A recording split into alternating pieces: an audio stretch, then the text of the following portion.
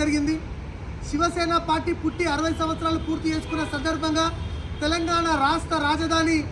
హైదరాబాద్ నగరంలో శివసేన పార్టీ కార్యాలయంలో ఈరోజు 60వ వార్షికోత్సవ సందర్భంగా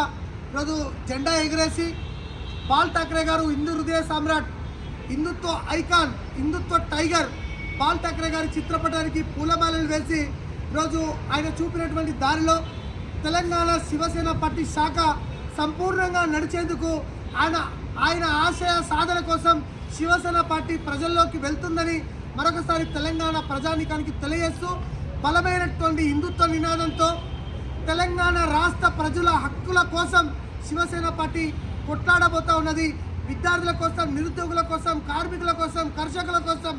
ప్రతి ఒక్కరి పక్షాన శివసేన పార్టీ ఒక పెద్ద గొంతుగా శివసేన పార్టీ రాబోతా ఉన్నది. ప్రతి ఒక్కరు కూడా దేశభక్తులు, ధర్మభక్తులు అందరూ కూడా శివసేన